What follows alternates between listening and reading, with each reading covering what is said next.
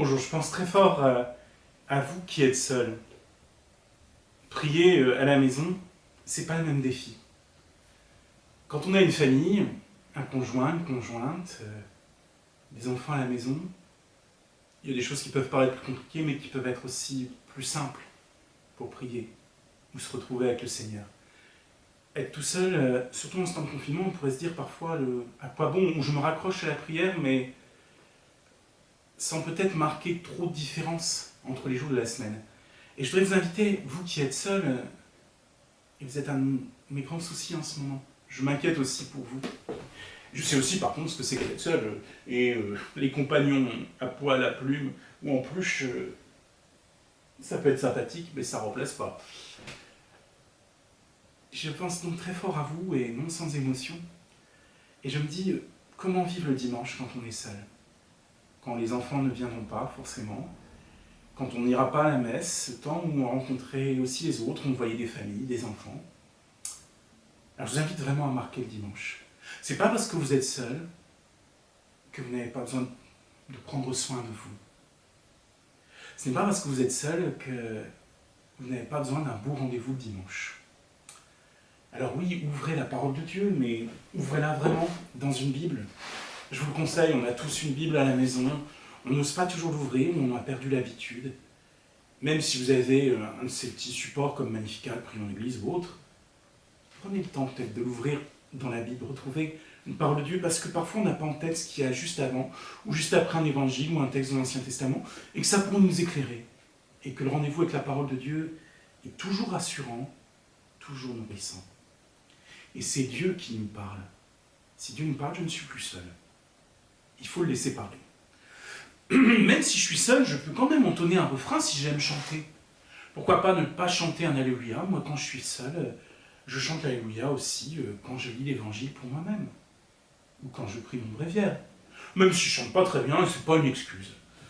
Et puis si vous chantez pas bien, mettez peut-être, et alors avec tous les supports électroniques c'est plus facile, mais une musique que vous aimez, une musique qui vous élève le cœur, qui vous touche l'âme, religieuse, ou peut-être pas, mais pour entrer, glisser dans la prière. Même si on est seul, un signe de la croix est nécessaire. Se lever pour lire l'Évangile, si notre santé nous le permet, pourquoi pas? Alors comment ça pourrait se faire une prière du dimanche qui ne soit pas que celle d'être tête à tête avec le jour du Seigneur, ou une messe radiodiffusée, ou diffusée par Internet? Où là, finalement, on est spectateur de sa prière. Même si c'est précieux, hein, même si quand on est un peu épuisé ou découragé, ça fait du bien. Mais marquez ce temps peut-être plus pour vous. Alors, l'Évangile, vous disiez, peut-être chercher un commentaire, ou se faire confiance, se laisser interpeller, méditer. Mais sinon, une structure toute simple, le signe de la croix, un temps où je demande pardon à Dieu humblement. Parce que je suis sûr qu'il m'aime, et que j'ai besoin de sa miséricorde, ce pardon qui déborde, cet amour qui s'offre à moi et que j'accueille. Lire l'oraison du dimanche, qui nous est proposée, peut-être, les lectures, et pourquoi pas à voix haute, pour les laisser résonner, pour entendre aussi cette parole, la proclamer. Ta parole, elle est près de nous, sur nos lèvres, dans nos cœurs. On en a besoin. Oui, oser la proclamer. Et puis, faire l'intercession. Il y a tant de gens qui ont besoin de la prière. Et vous pouvez même prier pour vous-même. Dire au Seigneur, là je peine, là c'est difficile. Ou là j'ai vu quand même des merveilles. Ou je te confie ceux que j'aime qui sont loin, que je trouve trop loin de moi en ce moment.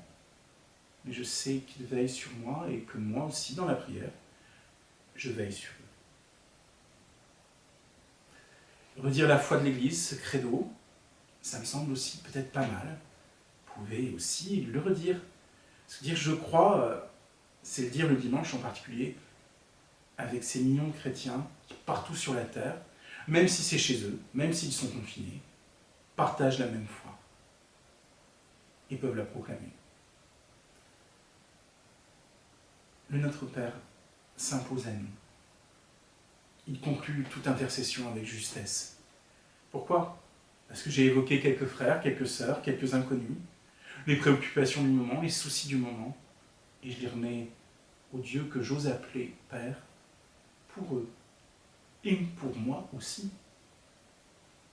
Confiez-vous à la Sainte Vierge. Marie, elle a vécu tellement de choses dans sa maison.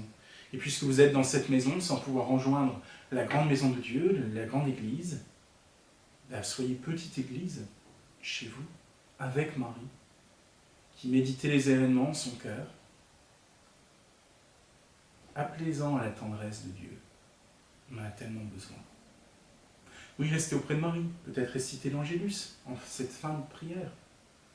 Il n'est pas nécessaire de prier 1 heure, mais marquez ce temps du dimanche. Ce jour qui nous dit la vie est plus forte que la mort, puisque c'est le jour de la résurrection.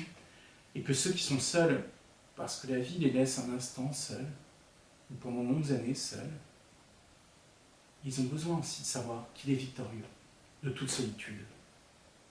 Et que nos maisons ne doivent pas être les tombeaux des confinés, seuls, ou âgés, ou fragiles, mais un lieu où le Seigneur a sa place. Si je ne peux pas venir jusqu'à lui, qu'il vienne jusqu'à moi. Ouvrez-lui la porte. Et c'est ça, prier. Pas se concentrer à avoir des grandes idées, des grandes élévations d'âme, mystiques, que sais-je encore, mais simplement lui ouvrir le cœur et lui dire « Viens, Seigneur Jésus ». Parce que la vraie Église, le vrai temple de l'Esprit Saint, c'est le cœur de chacun d'entre nous. Oui, matérialiser le dimanche, par une petite lumière, par une mise en valeur de la parole de Dieu, par cette parole que vous proclamerez, que vous vous appropriez, sur laquelle vous vous appuyez, et demandez au Seigneur, à la fin, de vous bénir, en traçant doucement, délicatement, ce signe de la croix. Et puis soyez sûrs de la prière de vos prêtres. La plupart, ils sont seuls aussi chez eux, et ils essaient de ne pas vous oublier. N'hésitez pas à les appeler, à leur faire signe.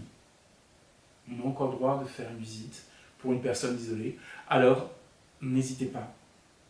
L'Église se vit aussi en temps de crise, en temps de confinement, et c'est peut-être là qu'elle se réveille encore plus grande, plus mère, plus vraie. Prenez soin de vous et que Dieu vous bénisse vraiment de tout cœur. Et à très bientôt les amis. Merci.